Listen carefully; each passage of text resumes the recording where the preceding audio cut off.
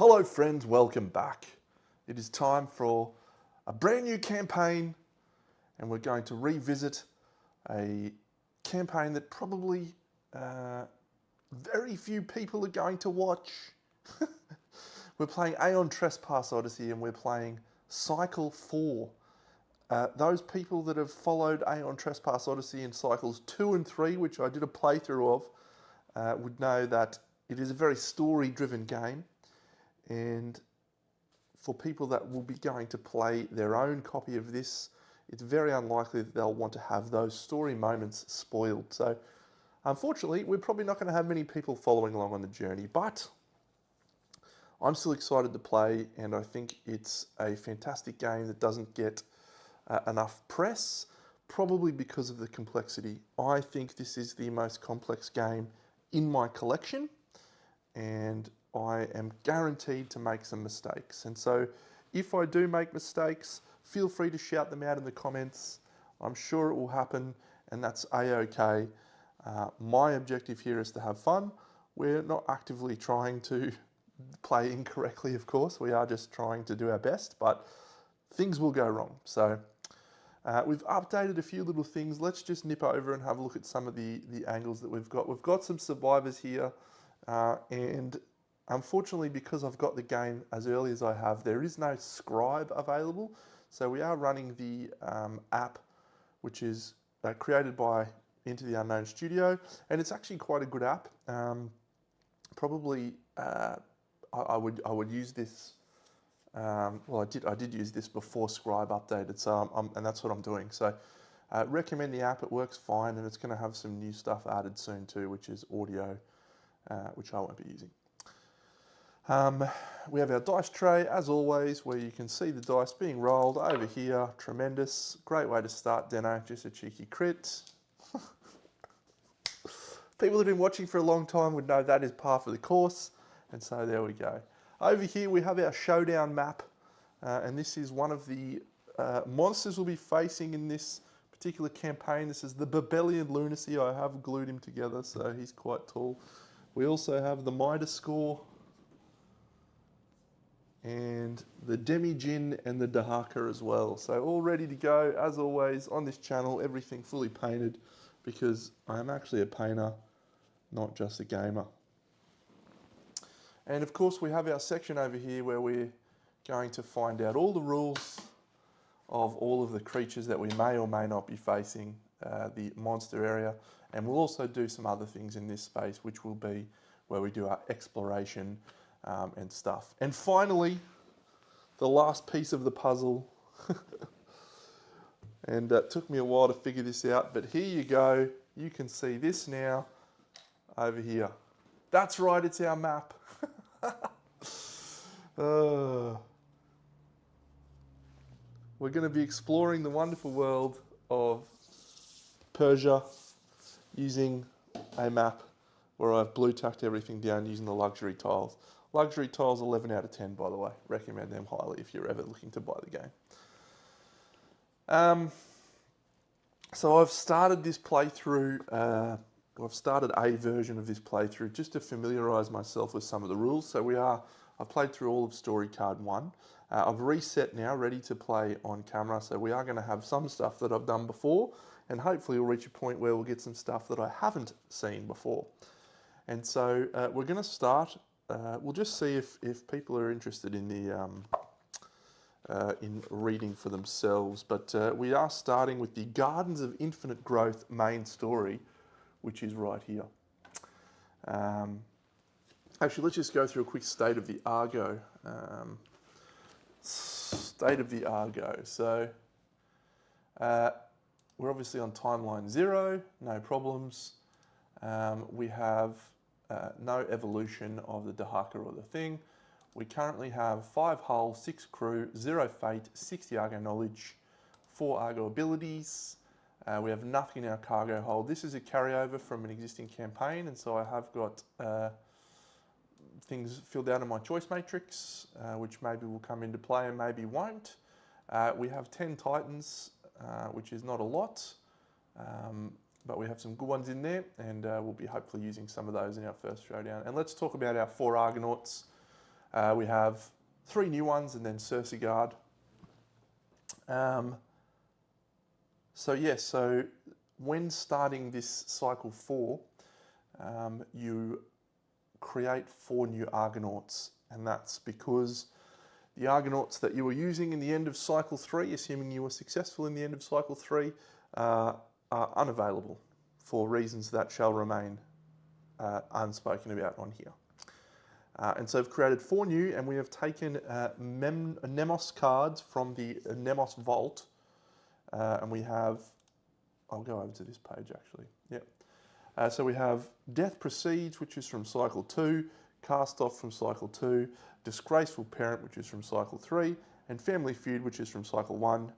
They're all from the Nemos Vault from my original campaign, and that's it. So the gear that I've got is not listed in here. I've got gear, a lot of it that is actually ascended gear that is not doesn't apply to gear ascendancy rules, which is great. There's a lot of ascended stuff, and there's some items which you'll see very soon, which we are about to pick up in the story. And so let's begin. 000, unfinished business. Get ready to hear me talking for a little while. As the Argo shudders, the crew wails in fear. Far above, a brilliant light gleams in the sky, far brighter than any star or even the sun itself. The palace of dawn and dusk, the domain of Helios. Then the time front closes in around the city ship, its black void walls collapsing on reality itself, devouring that very sky, snuffing out that very light. All seems lost. Disengage all Triskelion limiters. With these words, reality unfurls. The old priest smiles, but for an instant. Then air rushes in, as if the world itself was drawing breath, and the light drowns in a titanic, deafening boom. Light fantastic, metal shrieking, emerald waters boiling. The hoary sage is flung backward by an invisible blast, slamming against a bulkhead, bones cracking. As he slithers down to the cold iron floor, his head rattles. Before him, the surface of the Balanaeon catches fire, the emerald waters consumed in boiling fury, singeing the roots of the Gaian fundament. Sacrilege! A voice cries out in the heavens. Let there be light, thinks the old priest, you heinous mother. Beep. Far above, in the sun's domain, 4 titans are suddenly enraptured, wreathed in crackling discharges of divine power, the essence of the Olympians, stolen and harnessed for the good of all mortals, to break a vicious cycle and slay a god. And slay they do. The time front envelops the Argo. That's just a little callback to what happens at the end of cycle 3, and it's glorious, by the way. But I didn't actually play it, and I didn't actually play it on camera in the last one, so I decided not to. Saved it.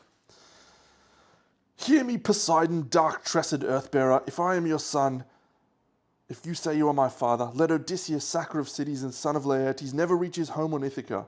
Yet if he is destined to see his friends in his fine house in his own country, may he come there late and in sore distress, in another's ship, losing all comrades, and let him find great trouble in his house. The cruel voice echoes through the half-lit corridors of the Argo. This curse was inflicted once before, and now it has been revisited upon the city ship and its inhabitants, casting them here, wherever it is. That's actually from the Odyssey by Homer. That is what Poseidon cursed Odysseus with, and that's why he spent a long time going through all manner of trials and tribulations on his Odyssey, which is where the term Odyssey comes from. Wind howls across the midnight dunes, the ebony sand shifting on fierce, swift zephyrs. Aside from the shrill calls of the gust, it is utterly still, just an endless black desert, the likes of which has never been seen or heard of. The vast, dark shadow of the Argo looms high, an imposing mountain of metal and stone. It shifts uncertainly, settling a little deeper into the sands. A large gash runs along the hull, from the shriveled remains of the grand cannon almost to the stern. If the city ship would ever be forced to sail, it would founder. Atop a temple complex devoid of divine patrons remains dark, the Balanaeon hidden within, shattered beyond repair, and still further above, strange skies with alien stars. So, it's telling us to check the rulebook for stranded Argo rules. And so, I'll bring this over here. So, stranded Argo rules, and then we gain Cinder range weapons, Cinder Armor, and Cinder Support. So here is our Cinder range weapon, Cinder Armor, and Cinder Support. We also gain 4 Curse cards: Eclipse Sword, Burnout Whip, Ember Spear, Sunkiss, Calasiris, Feather Cataphract, and Eclipse Shield. And we also gain those, but we're not going to use those because we have Ascended gear. Apply Ascendancy rules for the duration of this cycle. Let's just quickly review Stranded Argo rules, which are right here.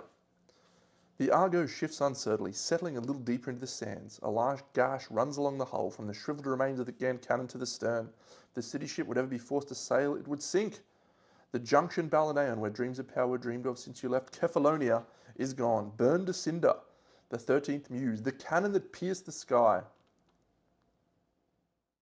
A twisted, withered husk. An era has ended and a new one has begun.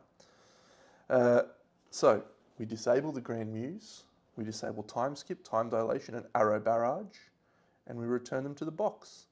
They should have been destroyed, they have been destroyed, and all Paradox cards are disabled. And now we reduce the Argo stats to where they need to be. So we can't use Time Skip, we can't use Time Dilation, and more importantly, we can't use the big cannon, which was actually pretty good in the past, but...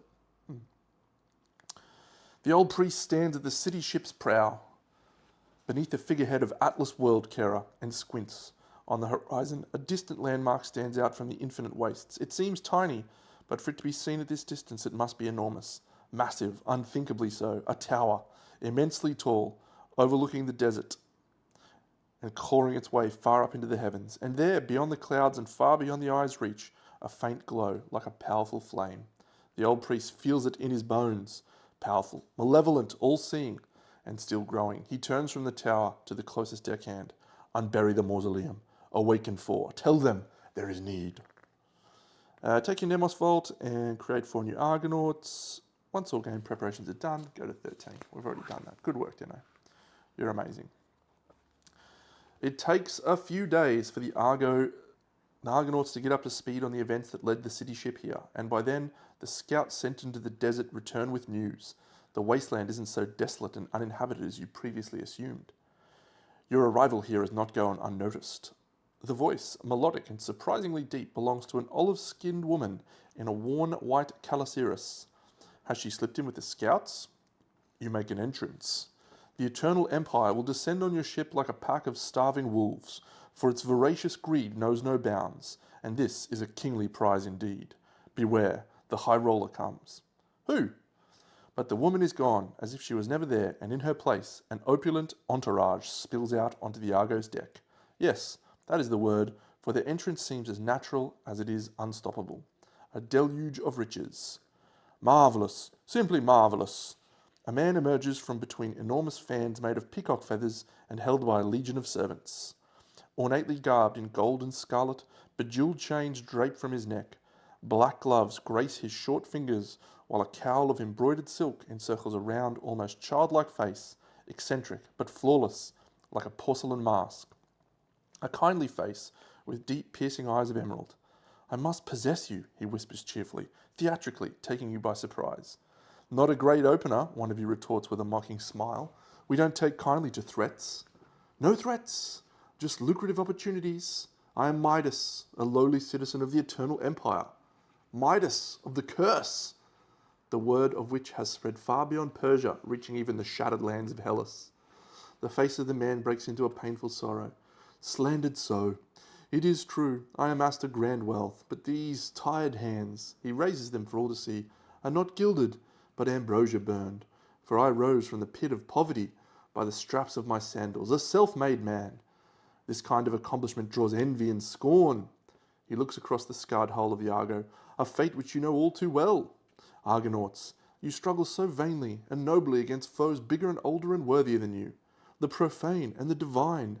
Everything in this world conspires against you, and still you persist. You persist and you fight and you die, and for what? Wealth? Glory? Remembrance? No, for your fellow mortals. How altruistic. That kind of dedication has no price, and so you are priceless. And so I must possess you, for your selfless heroism is irresistible. Argonauts, we were meant to be together. State your price, and I will pay it. We have a choice. We can take Midas up on his offer, or we can say there is no deal. If you decide to take Midas up on his offer, your game ends and you stay with Midas, and that's it. We live with him for the rest of our days in his care, with every need taken care of. The game ends. And that concludes this playthrough of Cycle 4 of Aeon Trespass Odyssey. I hope you enjoyed it. No, I'm just joking. We're obviously going to tell this guy to get fucked. So, that's actually a choice though, as you could just say, no thanks mate, I don't want to play your game. We accept no offer. We decline Midas's offer to have you, and we gain 1 Babylonian debt, which is right there. That is a shame, though par for the course for the shrewd salesman of salvation that you are. But I too am not inexperienced in these matters, and not so easily dissuaded when I find something so deliciously alluring. I have fallen for you Argonauts, and you will find my advances hard to refuse. Ah, of course. All right, we're going to try and pronounce this. This is the first time I've said this word out loud. Scheherazade. Scheherazade. Scheherazade! The woman from before. She appears at his side, almost as if she sprang into being at the mere whispering of her name. You have trouble remembering truly whether she had been there all along or not. She passes a sheaf of papers to your leader. Just a moment. Her beringed fingers brush against their hand, like wind. Thank you, my dear. My ever-faithful assistant. Now then, these are some temporary travel permits I have procured for you at an exorbitant cost. They won't get you far. If you truly wish to peregrinate our fair empire, you will need to learn our customs, the law of bargains, and become part of it. And if you want more, and I do know you want so much more, to challenge what is, as you always do, then seek out Xerxes, the immortal god king, for he is the absolute ruler, who looks down upon all of us from high up, throne with barely a glimmer of humanity left in his glorious eyes. He channels the curses. I wish you the best of luck and look forward to your glorious exploits in our humble land. I shall return with a new offer, and one that should be much harder to resist. And with that, he takes his magnificent caravan and his leave. I don't think that man has our best interests at heart, says one of you, and the rest smile. I said, beware. It's the same woman from before. She is something else. Her almond-shaped eyes betray nothing. Why have you come to Persia, Argonauts? Scheherazade, right? We appreciate the warning, vague as it was. You work with Midas, do you not? Forever. Have you come to work with him too? Trust is hard to come by, Scheherazade, and easy to lose. You first. Midas's advice is sound. You must learn of the local customs. The desert is far from desolate, if you know where to look. Then she adds, onerically.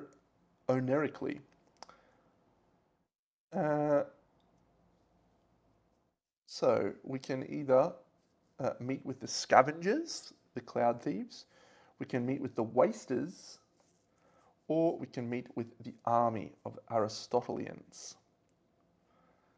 Freshly built outpost. A new power makes inroads in the empire. Not far from here, a caravan. They know the region like the back of their hand. So do we want Babylonian debt? Do we want to lose a crew? Or do we want to lose 2 titans? I don't really want to lose titans. I think we'll take the Babylonian debt. So we will meet with the nomads. Wasters, diplomacy, +1. Gain 2 Babylonian debts. 1, 2. See, 003. The desert expands around you in all directions, undulating dunes as far as the eye can see. Even the impressive hulk of the marooned Argo has vanished in the distance, its shadowy frame lost in the endless expanse. If it weren't for your navigator's careful notation of the stars at night and the trajectory of the sun, you'd suspect you've had a hard time finding your way back. At last, a ramshackle camp appears in the valley between 2 large dunes, hiding as best as it can from the worst of the winds.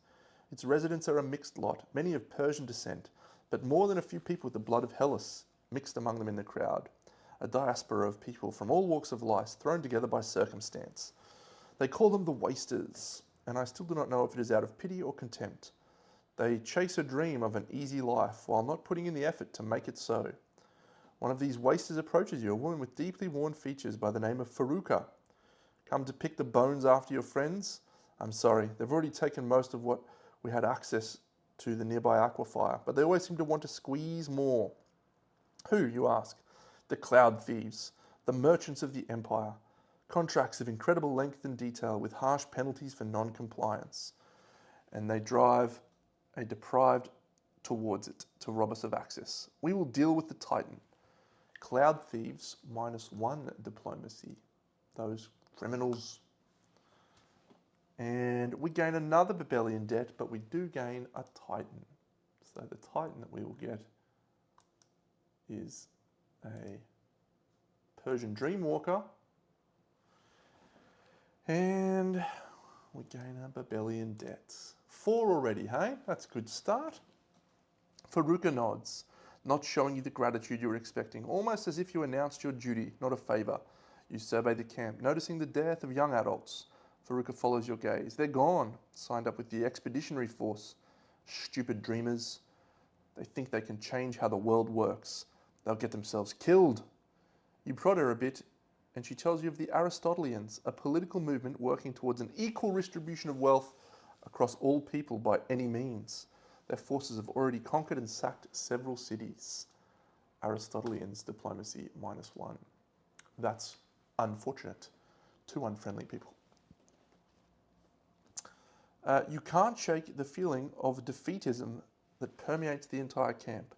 One that does not elicit compassion or pity, but rather anger. As you leave, Faruka catches up to you and offers you a greetings gift, expecting one in return. You oblige and inspect the bauble you received, a used but functional piece of technique, worth much more than all of the wealth of the camp combined. Faruka is gone before you can ask if the generosity was intended or just the result of a lack of mercantile savvy. It's very well written, this, but it is quite a mouthful. We're at max hull and max cruise, so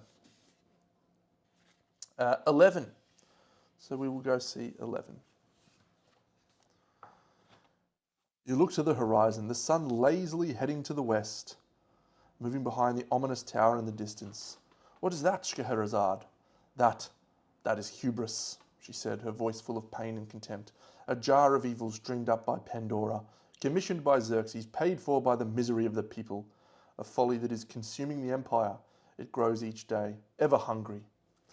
Gain 1 Argo knowledge. So I am still remembering how best to track these things, but I do have an Argo knowledge that we'll have to read. However, I'm not doing Argo knowledge. I'll keep the Inwards Odyssey breakthroughs for everyone to experience for themselves. On your return trip to the Argo, the featureless desert plays with your sense of scale. You thought you'd ventured just beyond the city ship, and yet it seems you've moved far deeper into the wastes. Night falls. You trudge up the slope of a large dune, weary feet resisting with every step, when a flash of colour catches your gaze. A violet hue shimmers across the skin of the desert, the myriad tiny grains of ground crystal or glass flickering like the stars. You look up somewhere over the horizon, the sun's domain, where your predecessors won the future of all mortal kind. You feel a strange sense of kinship with these people who you have never met. We're going to do that, which is good. Once per game session, something can happen, but we won't worry about that. You finally make your way back to the Argo, the glow of the Acropolis deck serving as a beacon in the darkness. Alcibiades' artificers have been working tirelessly, excavating the ship from the sands. You can see the titans of the Stoa standing before the prow, hitched to the ship in massive harnesses. Poseidon's dead hand cast us into these wastes to drown our hope.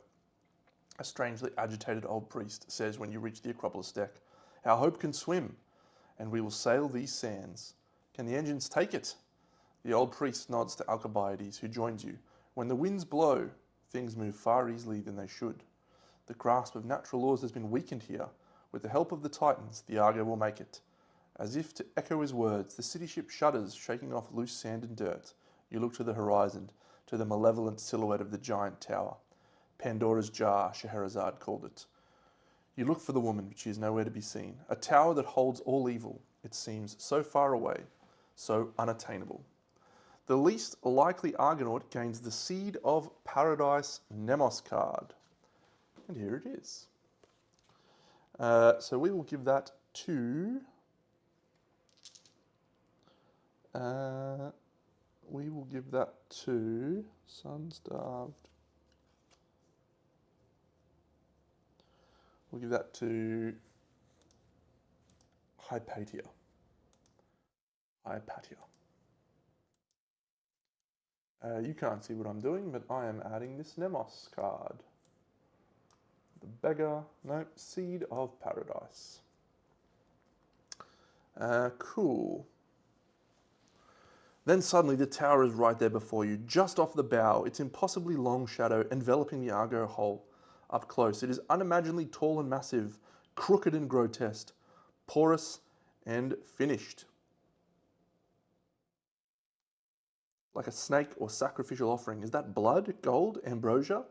Giant drops fall out of the deck, splashes like tidal waves. Sirens of the extinction event alarm blare, drowning out the shouts of your crew and the excavation teams desperately running for safety. The tower turns on its axis, churning the ground beneath it like a titanic sandstorm, sucking in the Argo, changing its course, a maelstrom. You hold on for your very lives, but many aren't so lucky. The gust sweeps them off the deck, never to be seen again, lose a crew. No, not my brave crewmen. And finally, far above, the spire pierces the heavy clouds. A shape coalesces from a cut stone, and ambrosia and malice. An eye, a face, you feel it. The telltale prickle under your skin, the subtle murmurs in the depths of your mind that have come to know all too well. The screaming, unnerving presence of an Aeon Trespass field. That's no tower. To the stower, Argonauts, shouts the old priest. Gain 4 stock Cryptex cards and see the twilight of the Balineian rules in the Cycle V storybook. Go to the Pandora Horizon battle on page 164. So we'll quickly just read the Twilight of the Balineian. All it is somewhere here. There it is. All of the technology was destroyed. Unfortunately, we now have to use cryptexes. And use of cryptexes is mandatory. So the major difference between cryptexes and the original technology we used to use is that cryptexes have the rule front lines, which means you can die on a 1 if your Titan dies. So here we go. It's always been there on the horizon, close enough to taunt you, always too far to reach it. The Tower of Babel, which you call the Babelian lunacy, but which the locals derogatorily refer to as Pandora's Jar after its ill-fated architect, is said to house all the evils of the world, all the curses, including the ones that prevent the Argo from sailing back to the Great Sea. It is also said to have been built to be too big to fail, seeing how the lands around it wither, while it keeps growing taller and taller with each passing day. You can believe it. Standard preparations. Let's go over here and have a look at standard preparations. So actually we'll do it from here. So we need to shuffle our decks and put out our Argonauts, and we'll just flip this over to see which direction it's facing. Up. Boop.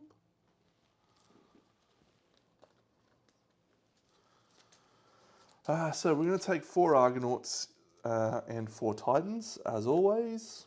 The 4 Titans we're going to take Warkeeper, Skyseer, Ascender, and Firestarter. These are probably my 4 favourite of the Titans that we have available to us. The Firestarter in particular is my favourite, and combined with the Skyseer, very much enjoyable.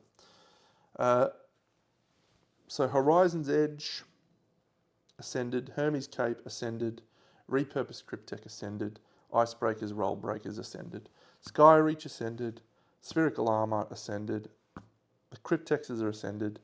The only thing that's not Ascended is the Siren Masks, and the Siren Masks are still pretty useful because they add Rouse and they have Spiral to help us potentially reduce some of our fate that we gain through the story.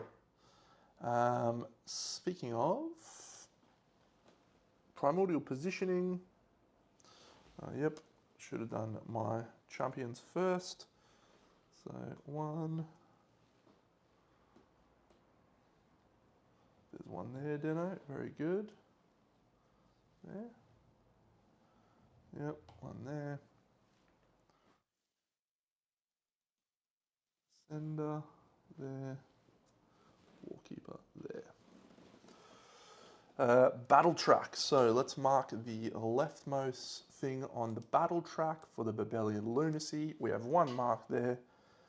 We prepare the staircase entrance terrain card and tile, and the staircase entrance tile.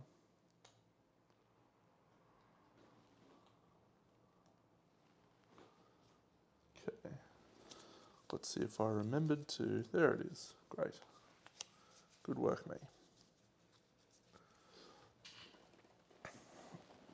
Okay. Let's go over and have a look at the Babelian Lunacy's rules, shall we? That's for both me and you. Okay, so at the end of its round, it's performing signature. That is, as always, what it does. I figured that's simple. I think that means we escalate immediately. So I'll double check that in a moment. No blind spot. Lumbering, so it can't be pushed around. But it does have vantage points. And we do have to hold on to test if we're on top. At the start of the battle, the staircase and all VPs are locked, but if we deal a wound from outside the endless staircase, it unlocks an endless staircase tier up to the current battle's tier limit. When all tiers are unlocked, you start to unlock vantage points. You can only wound a body part 3 card from inside from the vantage point. We have a wish away, and that is all stuff that you will see throughout the thing. I'm pretty sure that symbol means escalate, so it's been a while since I've played this game yet. Let's be real, it's been literally almost 2 years since I played this on stream or on camera, so very good. All right. So we'll look at the showdown board. So we have our 4 Argonauts. This is Hypatia in the Firestarter. This is Cersegard in the Skyseer. That is Amorphos in the Warkeeper, and that is Anacreon in the Ascender.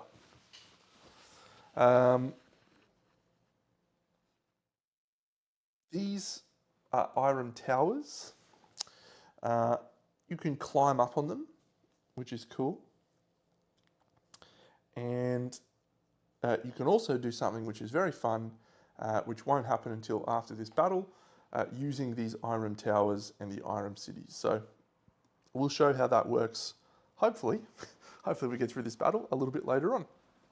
All right, so I think we're all done. So we will go over here and we will get started. Okay, so in theory, we should be able to see these over here as well when I'm doing things. But we've got a death clock. So this staircase will appear. This is the entrance to the staircase on H9. So this is 9 and this is H. The staircase entrance says to climb the staircase entrance if you are not on an elevated space, test Fury 4. We're going to get someone in there soon, probably. I might just turn the brightness up on that so you can see a little bit better. That's good. Okay, then we're targeting a Titan on the vantage point, no. Titan on the highest endless staircase, no. The furthest Titan in front, perfect. So that is our Ascender. So it is a judgment test.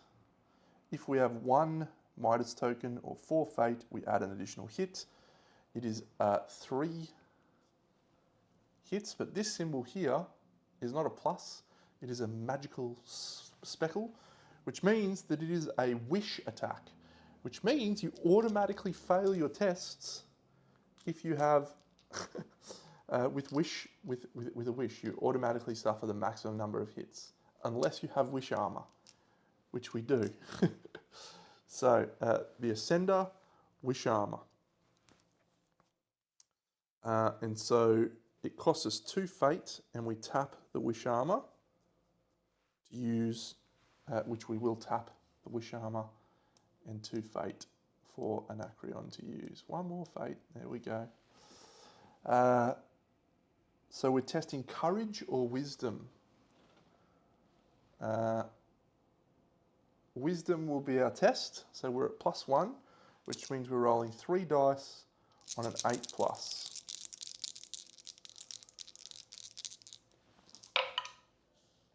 So we get 1 successful hit. I think we will try for 2 rerolls using 2 fate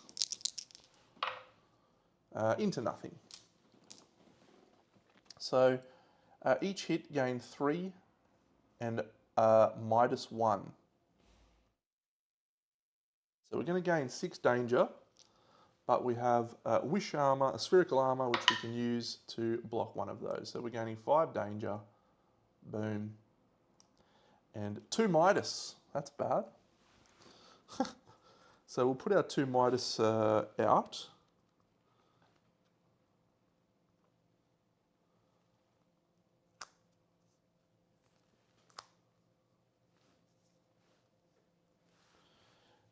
Midas tokens, I'll explain how those work in a little bit. And we're also going to gain Death, where, oh, actually we've got block, haven't we? Yeah, we're going to block 1 of those hits so we don't have to suffer Midas 2. Death 3. So we'll block 1 of those hits. So we're actually only taking 2 danger and an additional fate. Oh, we're actually +1 to judgment tests because of our Siren Mask. Did I remember that? Did I roll a 7? I don't think I did roll a 7. We are taking a single minor trauma because of our 2 danger. Sunward Gust, Float. So we've just gained Float and we've gained Death. Death? Promising start for our Ascender. Float. Where's Float?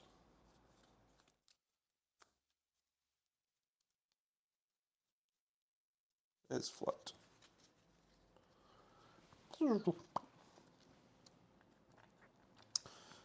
So we have 3 death tokens. 1, 2, 3. And we have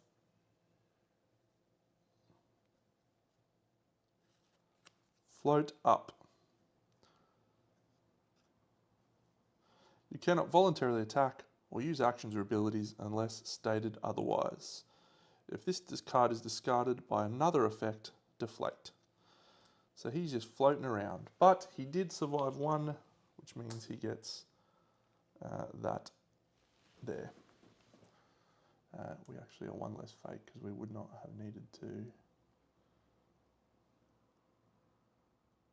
No, we're fine. Okay. So that's it. Wish Judgment completed. Great start for us with the Death Clock. So that's where we find ourselves.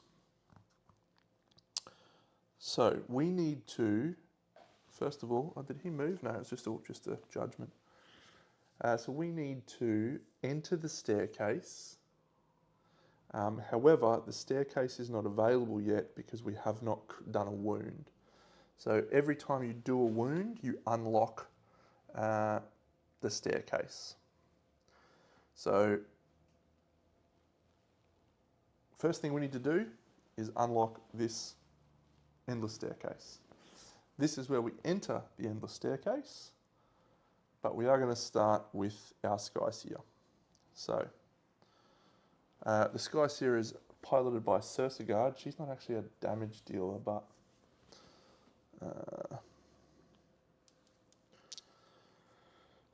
yeah, so she's going to move into the rear. Does that say if you're in the blind spot? Yeah, so he doesn't have blind spot. So there's no deadly.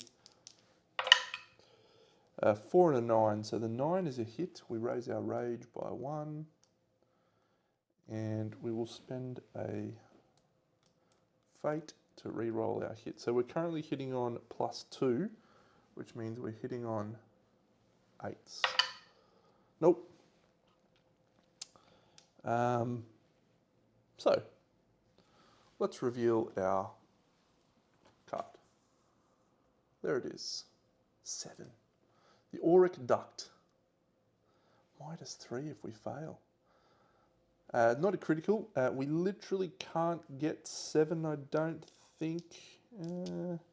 We have auto break 1. On the very, very slimmest of possibilities, we can actually get 7 because of our auto break 1. So we'll roll and see.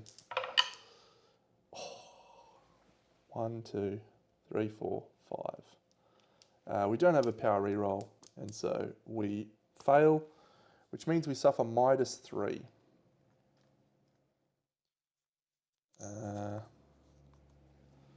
1, 2, 3. We will now reposition 2 plus reposition 2 from the horizon's edge, but we do get to add 3 opening tokens into our pool. I may do this so you can see my tokens. Yep, I think that's the best option. 3 opening tokens, excellent. Reposition 1, 2, 3, 4. Done. Left ourselves a 2 on top of the thing, that's not ideal. So the next person to go, Ember Spear. Yeah, that's good. We'll do the Ember Spear. So the fire starter is going to go 1, 2, and attack with the Ember Spear. So Ember Spear, 3 speed, 1, 2, 3. Requires a commitment, 1 and 1. We will actually use our Force Kratos reaction on Hypatia, so she gets +1 rage. And we will also... no, that's it, yep. So it's a 3 attack, 3 speed, 3 dice, it's +2, and then there are 3 opening tokens, so that's 5. Plus we have a precision. So we're going to be looking for +3, +6. So we're looking for 4s. So that's 3 hits, no criticals. But we have a rule here which is called Sun-Starved. Sun-Starved is if there are no fire tokens in the Kratos pool, you may use that ability. There are no fire tokens in the Kratos pool, and so we can use Sun-Starved. Precise allows you to target the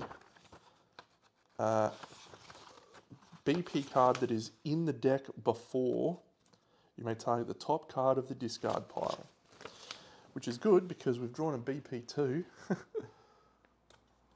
So we can either go for this 9, remove all iron. Oh, that's bad. The glass ceiling of Babel.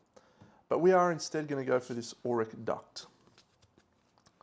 So that is a 7. So we have a power reroll, and we have black, red, red, red.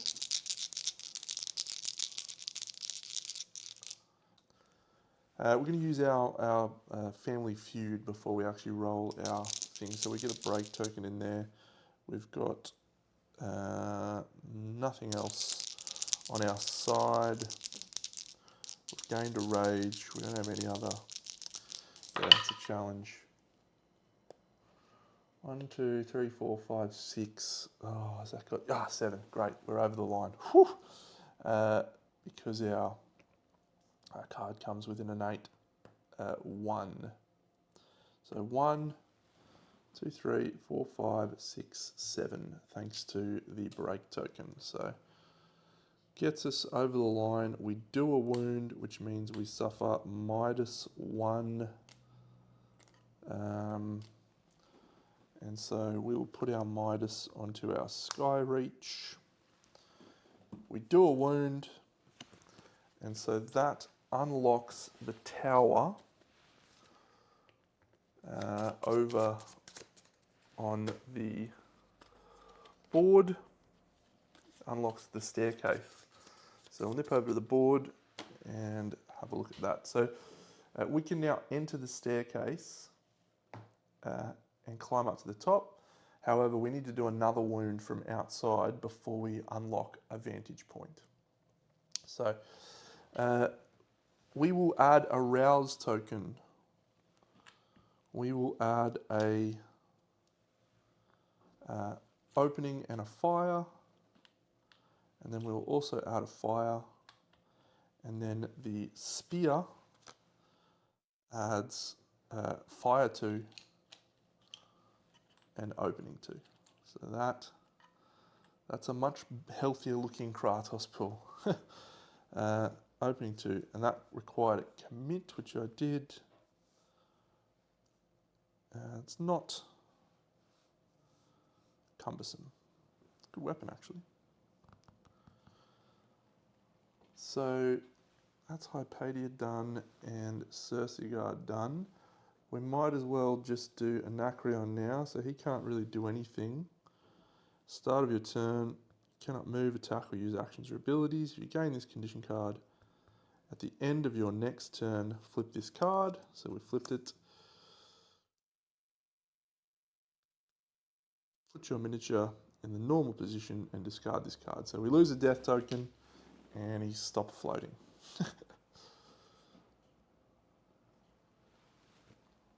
So that's it. Should have had a start of the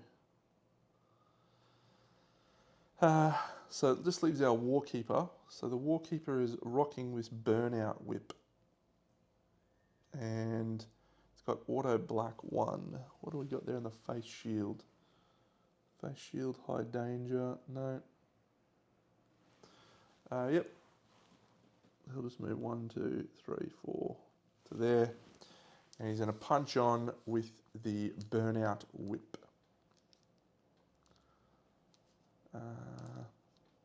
Yeah, he'll do that. Burnout Whip or the Face Shield.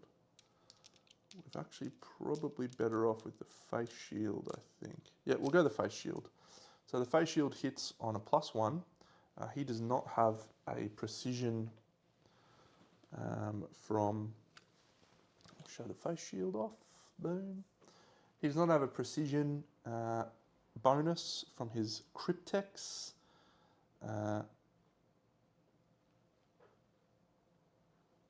He does have a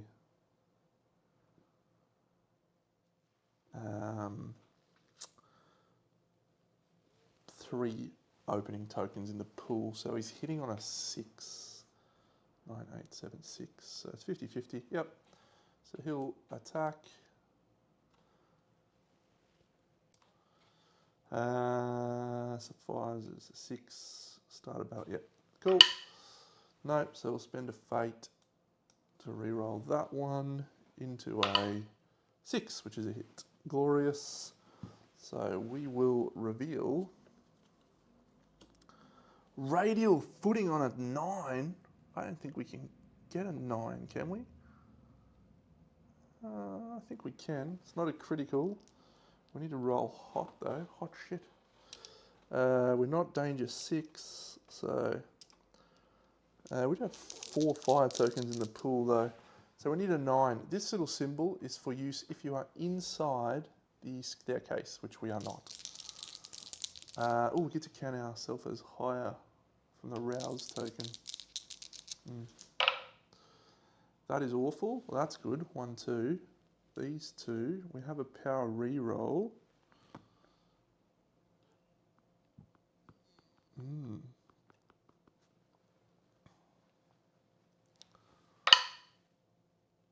No. So we're 1, 2, 3, 4, 5, 6, 7. So we come up short, which means we gain 2 ambrosia tokens. 1, 2. So we're going to lose a fire token. I The face shield is going to give us a break token. And then we're also going to get 2 break tokens from the Warkeeper. So that's pretty impressive stuff. That's our first turn over, champions. So we're going to reveal the AI card, and it is Remember Babel. Staircase goes into F11. 11F. So it's always next to the tower, in case you had not figured that out. Target 2 Titans, starting from closest Titan. Range attack unlimited. And it's also Wish Armor. Each hit deals 3 danger. So we do have, it's on the Warkeeper and on the Firestarter. So the Warkeeper has Wish Armor, and that is it. So we'll do the Warkeeper using his Wish Armor. Sorry, the Firestarter. 1, 2. So that means it's on 10s. Sorry. Yeah, 10s. With no re-rolls. So, geez, at this point we probably need to re-roll all 3 of those. No, that's 0. So it's 9 hits, but we do block, or 9 danger, I should say. We block 3. 1, 2, 3. And so we will draw a minor trauma, which is unexpected help. You may immediately place 1 charge on an Argo ability. That's nice. We'll place 1 on our Gain of Rage. And then also gain the Covetous condition card. This is a Covetous, boom. It's pretty bad. You get to place half the tokens. That's it.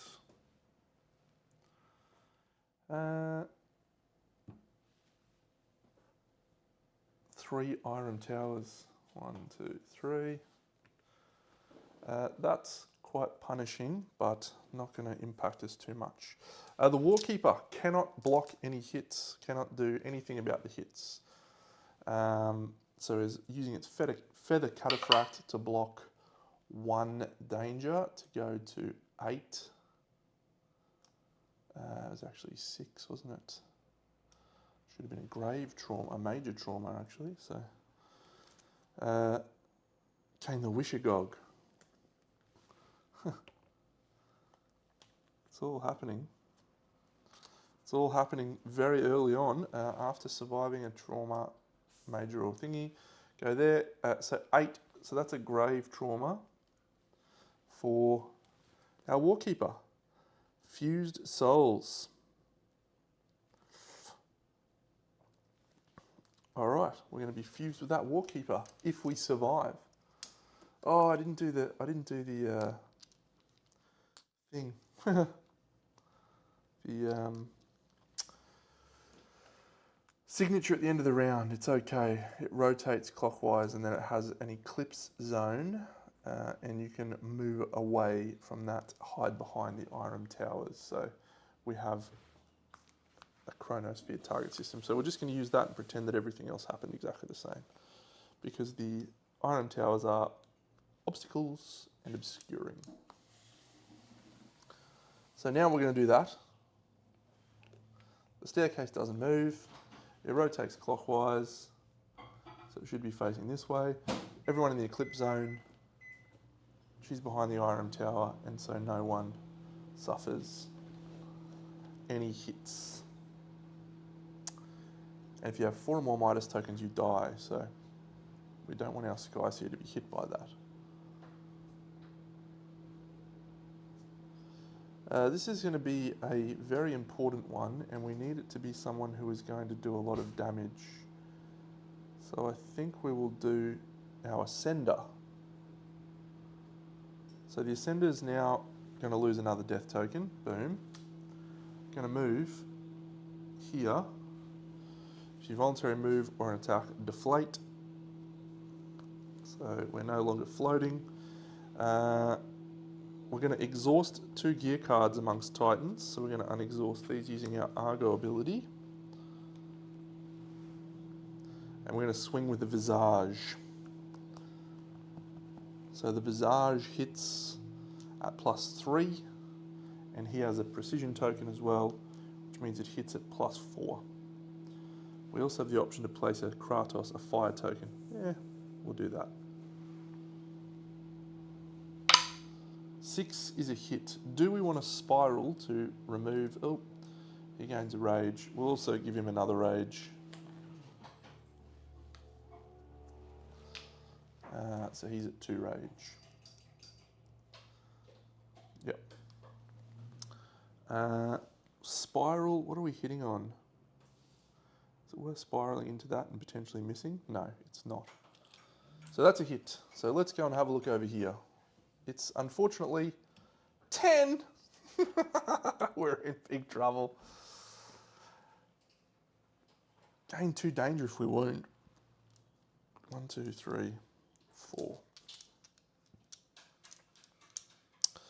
So this has an automatic wound, an automatic power, and we have a lot of tokens in the pool. So we're going to give it a shout. 1, 2, 3, 4, 5, 6, 7, 8, 9, 10, 11. Come on! Okay, so we want to use as few fire tokens as we can. 1, 2, 3, 4, 5, 6, 7, 8, 9, 10. So we're going to lose 1 fire token in the pool. Awesome. So there's 3 fire tokens left. We do the wound, which does 2 danger. 1, 2. Move every iron tower in zone 5 around 2 spaces directly towards it. 1, 2. 1, 2. 1, 2. 1, 2. 1, 2. 1, 2. 1, 2. Bringing them in. And that is it. So what's happened now is we've unlocked the vantage point, and we are now able to enter the staircase and get on top of the thing. So we'll do our... That's good to get a wound on a 2.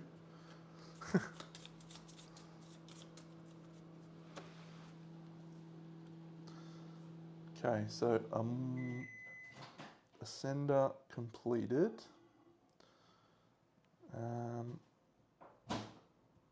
So we get to add a hope. We get to add a black, and we can also remove our ambrosia token to add an opening. And that is all. Oh, and we also add a rouse token. So that's exciting.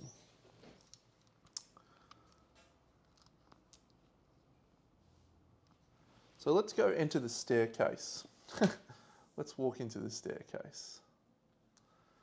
1, 2, 3, 4. Now the Skyseer can automatically pass a climb test at the cost of fate. So she will automatically succeed the climb staircase. And we now will enter into the Babelian staircase. So the way that works, we place ourselves on this track here. When you are inside the staircase, you make an ascent check. And the ascent check is actually just an attack, basically. You also have a conquering the endless staircase. There we go.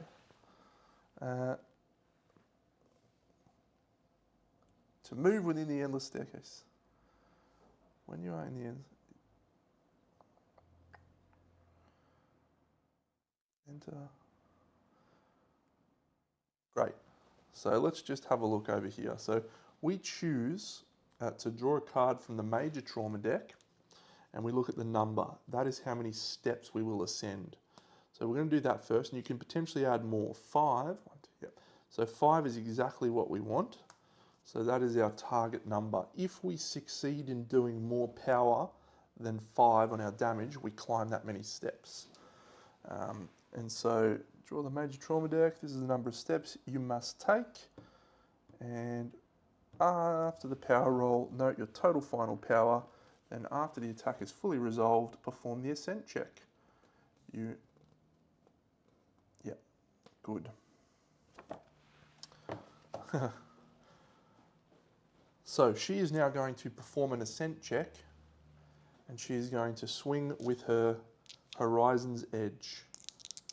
It is +2. She has a precision for +3, and there is a token in there for +4, so she will gain a rage. She will attack, and she has a 4 and a 10, so the 4 is not a hit. +2, 3, 4. So she's going to spend a fate to re-roll that 4. Come on, 10. 6. 6 is a hit. So we've got 2 hits on this, which is 7. So let's roll our power roll. So we get 2 reds plus an extra red plus a black, and we have an auto break. So we should get this over the line. Let's find out. 1, 2, 3, 4, 5, 6, 7, including the hope. So we do successfully do a wound, which is amazing. So that goes away over here. This goes into here.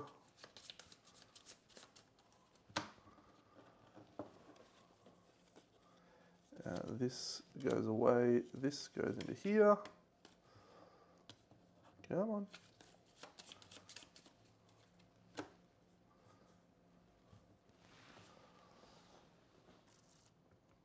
And because we have successfully taken 5 steps, we go 1, 2, 3, 4, 5. And so we are actually all the way over here now on the first of our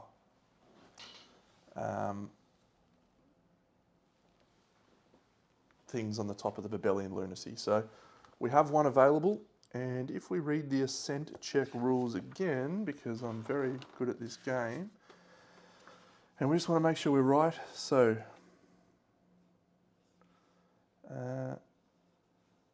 if you pass the ascent check, you may wish away. When you conquer the endless staircase, move to an empty VP and gain the lander condition card, which is here. So she's made the lander condition card, which is glorious, because that stops her from falling down. Let's have a look at Covetous. When you remove or discard 2 Midas tokens, discard it. We do not. So Wishagog.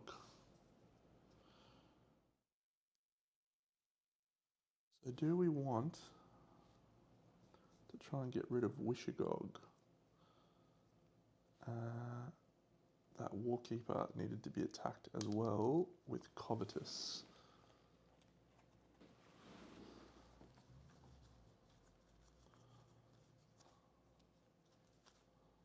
There it is. And you remove Midas tokens, yep. We need to build the the thing, so we used a break there, we used a hope, so we get to keep fire, rouse, opening. So we have 2 opening tokens for starters, and then we've got a black, and then another 2 openings, and someone can move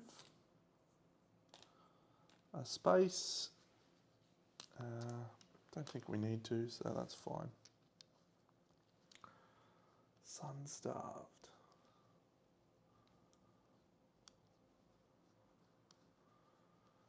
I I think what we might do is move the Warkeeper next, and we're going to use the Burnout Whip.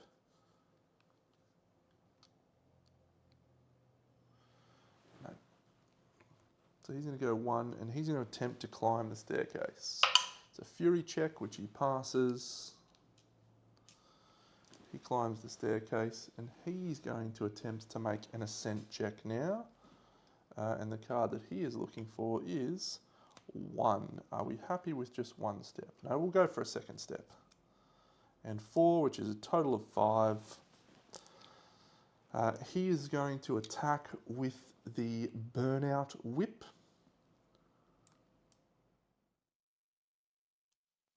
There's no rouse anymore. This is a AI1, yeah, probably fine.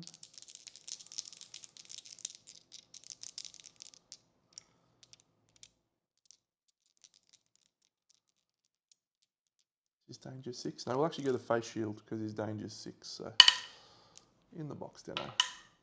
That's a 4. So there's 1, 2, 3, 4, 5. That is a miss. Spend a fate. Have I missed anything there? No. 5. 1, 2, 3, 4, 5 is a hit. Cool. So we're in the staircase, so our target is 8. So we have 1, 2, 3, and we have an automatic wound. So that is 1, 2,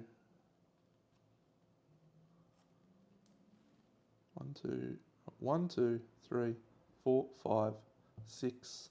So we'll use our re-roll from the black token on that. 7, 8. So we successfully do another wound on the structural stone plating, removing 2 Irem towers. No. Remove those 2. That's another wound, putting a 2 in with escalation.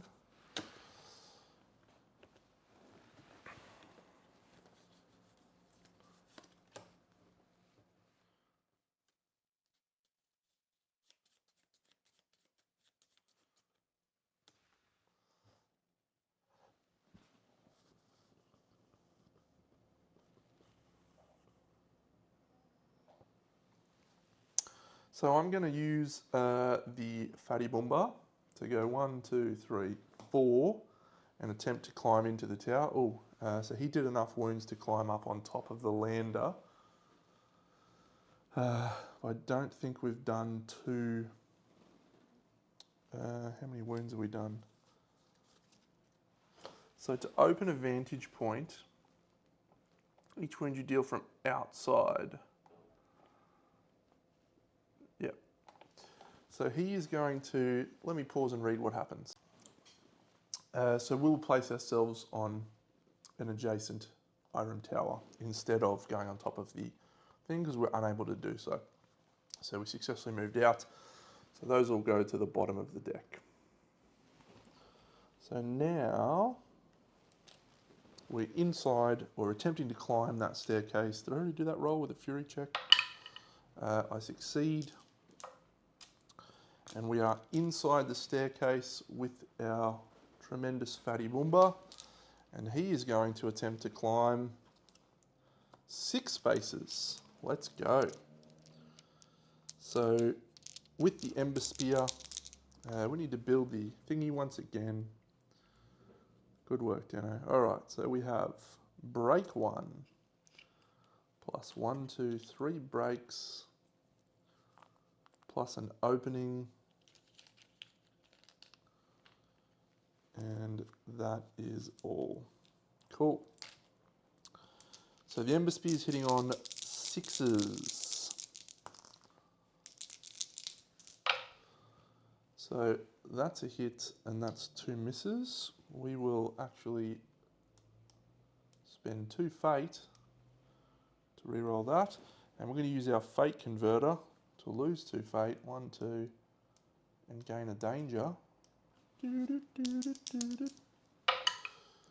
into a crit and 3 hits. Crit chance. It's our first crit chance of the show. Let's have a look, baby. We're inside the staircase, so we need a 10. We're a slim chance here, but we could use Sun-Starved to do a wound here. I think we will do that. 8 seems more likely. Our danger is higher than 6, so we also gain assist 2. So 1 black, 3 reds, and we have a power reroll available. So we don't need it. 1, 2, 3, 4, 5, 6, 7, 8, 9. So no power reroll required, which is awesome. So we can create an iron tower, which we will. We've done higher than our target, so we will do another ascent check and we will wish ourselves away to closest iron tower. That's a wound. That's there. And now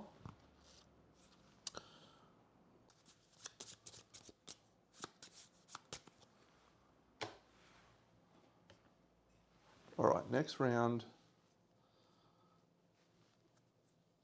we're going to draw our AI card, and we draw Eye of the Sun.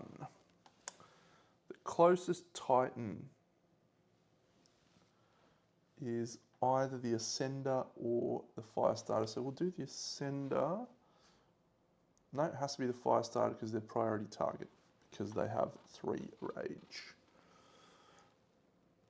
6 fate. It is higher than 6 fate. Each hit deals 3 and -1. So, ugh. Oh, after final attack, repeat this attack. 3 danger. So we're just going to spend 2 fate to re-roll these 2 on 9s. Nope. So we are suffering 2, 3. So we're drawing an oval straight up, which is awful. Why have I got 3 ovals in there? Oh, I know why. Because that's from my practice run through. All right. 1 to 3, or 1 to 5 is the one on the left. The 4, 6 to 10 is the other. Hiya! Oh no. All right. On a 10, you awaken. It's a 1. It's the opposite of awakening, so they die. No. Not my fatty boomba. We'll do our front lines roll from that. Yep. So we don't die, but our fatty boomba is dead. So it's been a while, so I apologise, but Mercy Rule, I'm pretty sure means if you kill a Titan, you stop all remaining effects on the card. I'll go check that now. And then we're going to have to do his... Actually, we can do that now. So he just rotates, targets all Titans in that Eclipse zone. There's none, and so that's it. So I'll check the Mercy Rule. Unfortunately, it does actually go again.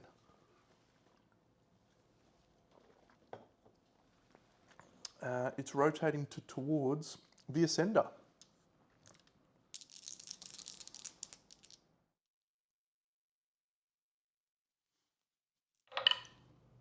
So 1 of 8, which is good. We actually have 2 re-rolls. No, but we'll spend a fate to block. So we're down to 1, 2, and we'll use that. So yeah, so we suffer no danger, but we do suffer a Midas token, which we'll put in our Eclipse Sword. And that's it. And then he rotates around. Zoop, zoop. All right, it all comes down to now our Skyseer, and if she can smash this guy in the face, we successfully complete our challenge. So When we're on the vantage point, we can do a wound, and if we can successfully do a wound from the vantage point, we've defeated the Babelian lunacy. So I'll just better check that our loss condition isn't we lose one Titan, or we already lost. Don't think it is. I thought it would lose 2.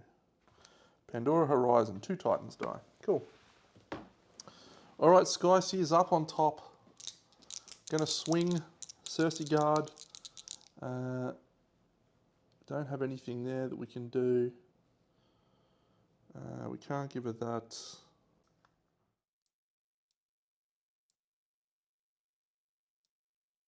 All right, so we raise her rage, and we'll swing for Horizon's Edge. 6 is a hit. +2, 3, 4. 6 is a hit, 5 is a not. So we'll re-roll that one into a 6, 2 hits. Come on! So, 10.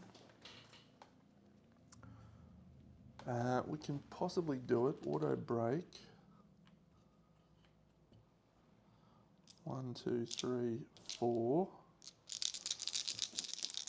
We need to roll well, but we've got some power re-rolls available. Oh, it's 1, 2, 3, 4, 5, 6. Come on, Dino. Yes. Get in, you pest. All right. So that is enough to complete a wound on this substructural stone plating, which is enough for us to defeat the first Babelian lunacy battle. So well done, Skyseer. You've done us proud. So let's have a read of the Pandora's Horizon battle. Victory conditions. A Titan deals a wound from the vantage point. Done. Victory outran the infinite. The least likely Argonaut gains a Nemos node. Let's go with death proceeds. Then we add a 10,000 days and nights adventure to the timeline. 2 days from now. 10,000. Okay. Proceed to rewards and penalties. Reset Triskelions. Subtract 3. And we gain our resources. And additional resources depending on the number of wounds. 1, 2, 3, 4, 5, 6 wounds. So we gain 2 black tainted Stepfinger.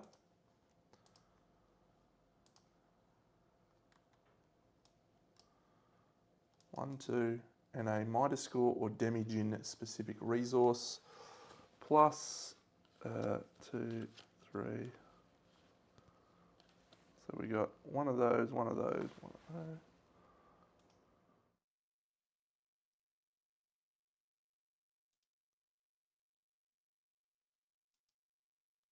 What is that one? No. Promised Futures Carcass 1, 2. Plus a Black Tainted Stepfinger, plus 6. Mutable Ambrosia. And finally, a Midas score or Demigin resource. We'll go for a Cursed Bloat Sack. Sure. Casualties, Dead Titans. We add the Babelian Lunacy Sighting Technology card to our projects.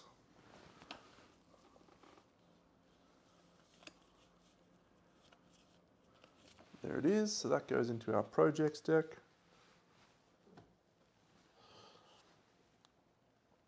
And we return to the voyage phase. I'll clean up and then I'll continue reading our story. All right, so the end of the battle, we have to perform the other fused souls. I'm pretty sure I know what happens here. Unless it's changed.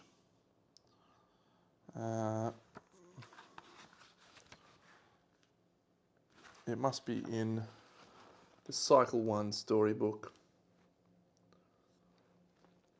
Yep, so we just get fused with that guy, which means we get a +1 precision bonus, I'm pretty sure. So Amorphos and the Warkeeper are fused. We're going to have to work this out. So I'm going to, unfortunately, lose our Brave Firestarter, my favourite Titan. Unfortunate. But that's okay. We'll have more coming. And we return to number 12. So let's read story 12, shall we? The tower leans over you at an impossible angle, its brickwork contorting into an almost recognisable shape. Then, in a blink, it is gone, pulled back to the horizon like a fever dream. It's there again, far and unreachable, yet ever present. It knows of you now.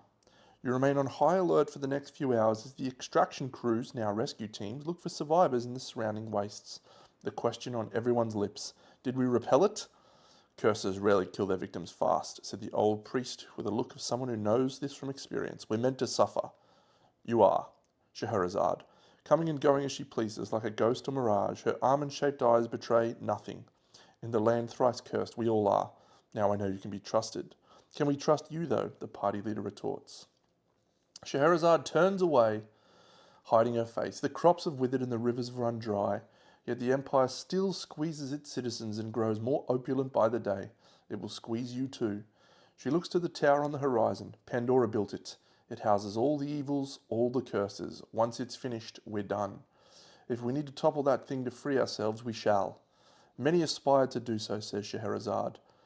It's hard to read the emotions in her voice. Yet they couldn't even find it. Only the cursed ruler of this land knows the way. And before you can even face them, you need to stop the Empire from crushing you and swallowing you whole. She looks to the prow of the Argo, where a caravan of Imperial traders have just arrived.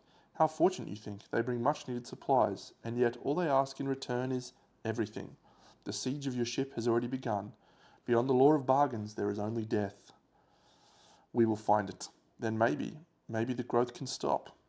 With that, she turns and walks away, and before you can stop her, her silhouette melts into the morning sun. We shall read the Law of Bargains story card, the Delusions of Grandeur Doom card, and research a structural technology. Our battle with the Babelian lunacy has revealed a flaw in our combat doctrine, mobility. Thankfully, during your voyage through Delphi, the last academy has been busy retro-engineering Spartan mobility solutions. The Argo have created 4 new prototypes, gained 4 Hermes grappling hooks, and read the Hermes move rules in the book. These are very fun. Finally, gain the Law of Bargains Story 1A cipher card.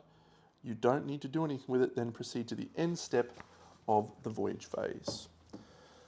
What is the cipher 1A card? There it is.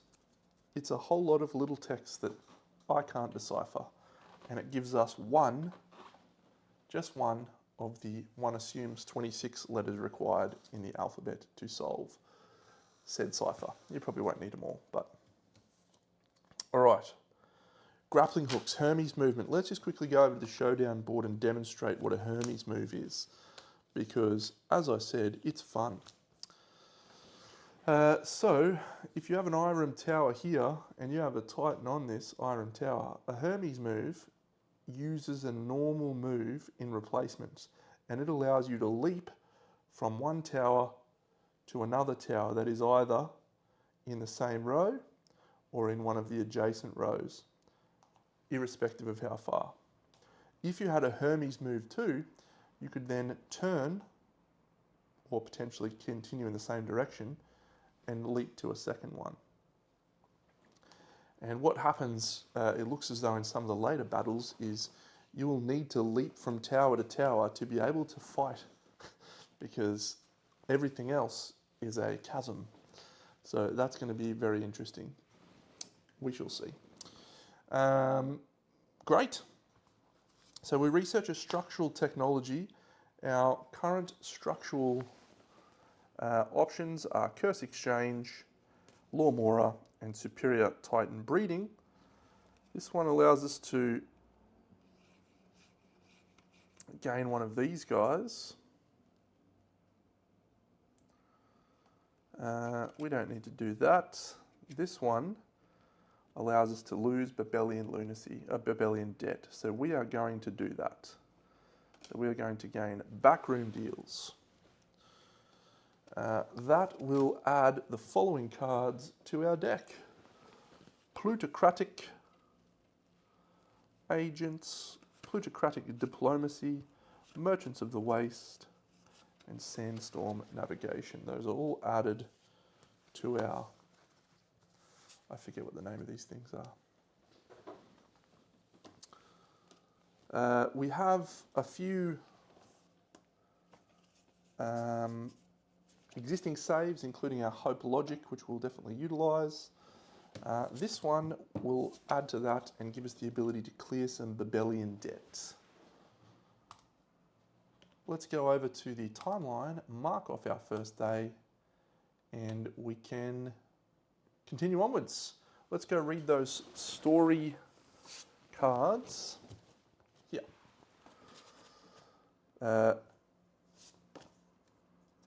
Inwards Odyssey, Gardens of Infinite Growth. We have to read Daybreak, but as I said, I'm going to do that offline, so that story is fine. Beyond the law of bargains, there is only death. The instant you recover from the battle with the phantasmal tower, another one begins, one not of arms and violence, but of trade and attrition, a slow methodical grinding into fine dust, indistinguishable from the Persian wastes. The Eternal Empire aims to cripple you economically so that you stand no chance of facing its ruler, the god King Xerxes. They have not heard of you, it seems. Well, they will. The law of bargains. Pandora built a tower that holds all the curses. To topple it, you need to find it, and to find it, you need to speak with the cursed ruler of Persia. And before you can even face him, you need to stop the empire from crushing and swallowing you whole by becoming recognized by it under the law of bargains. In the thrice cursed land, all kneel to this law, even the king.